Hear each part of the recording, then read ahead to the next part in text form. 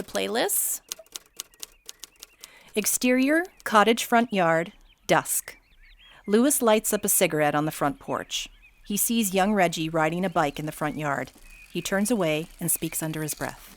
Go away. Louis shuts his eyes. Reggie rides closer to Louis. He smiles and looks ghoulish. He doesn't have any eye whites, and he takes his hands off the bike's steering wheel. Look, I can ride my bike without using my hands. Louis opens his eyes and is horrified when he sees the young boy with missing eyes. He quickly walks down the front yard and stands near the shed. Reggie disappears from view. Archibald comes out from behind a tree.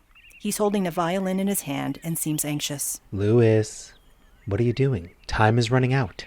Louis nods his head with a firm no. Archibald walks closer to him and whispers in his ear. You don't have any other options. You've come so far. You'll be going to prison if you let these two go. Do you really think that they want to help you? No. Don't be a fool. Louis covers his ears. The anguish on his face is evident. I know you can hear me. Now listen here. The minute you call the police, you'll be going straight into custody. And from there will be a long, drawn-out court case, and then you'll be put in the slammer for a long, long time. Louis is quiet. Archibald has a frustrated expression on his face. Archibald starts playing a manic piece of music with his violin. His eyes bulge with anger as he quickly and aimlessly glides the bow up and down the violin strings. The sound of the manic violin is getting to Louis. Clara comes out from behind the shed. She rushes over to Louis and stares intently at Archibald. Stop it, Archibald! Stop it right now! Archibald stops strumming the violin and stares at Clara with evil eyes. Clara tends to Louis. Louis, darling. Louis opens his eyes and uncovers his ears and seems somewhat relieved. Don't listen to that bastard. He'll tell you anything to destroy your life. Says the would-be piano player who didn't amount to much at all. Shut up, you whimsical fool. And what did you do? Celebrate death by playing your stupid violin? Archibald focuses his attention on Louis. Just get in there and do what you have to do, Louis. Kill them. Reggie appears again and parks his bike nearby. He walks over to Louis, Archibald, and Clara. Reggie looks warped. His teeth are missing. Clara looks at Reggie and laughs like a witch.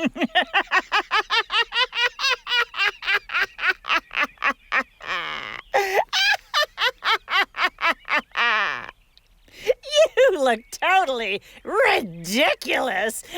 Clara continues to laugh. The young boy pulls a funny face and stretches his mouth with his index fingers. Clara starts to morph into a witch. Her hair falls out of her neat bun and instantly turns to gray. Her nose protrudes outwards and is hooked. Clara looks at her elegant fingers and they start to become aged and gray. Her fingernails grow rapidly and look demonic. Louis is petrified and watches the transformation of Clara with amazement. Clara looks at Louis and erupts in laughter once again. You fool. You trusted me. Archibald looks at Clara and laughs hysterically. He strums his violin like a madman. After a few moments, Archibald turns into a demonic-looking character. He hisses at Clara and Reggie. Archibald, Clara, and Reggie laugh at each other frenetically. Louis is overwhelmed by the chaos, turns away, and heads for the front door of the cottage. Archibald, Clara, and Reggie follow him with relentless pursuit. Archibald and Clara start chanting to Louis. Do it. Do it. Do it. Do it. Do it. Louis stops and covers his ears. The chanting from Archibald and Clara is driving him crazy. He turns around and sees them at his heels, badgering him with great intensity. Louis looks firmly at both Archibald and Clara and shouts out loudly.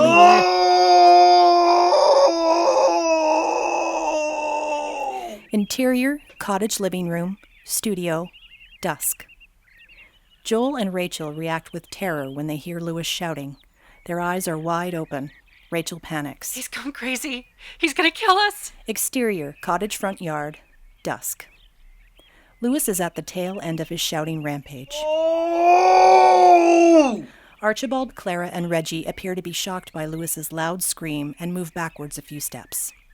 They pause and turn to rock before exploding into a million pieces. Louis shields himself from the shrapnel with his hands. Louis breathes deeply.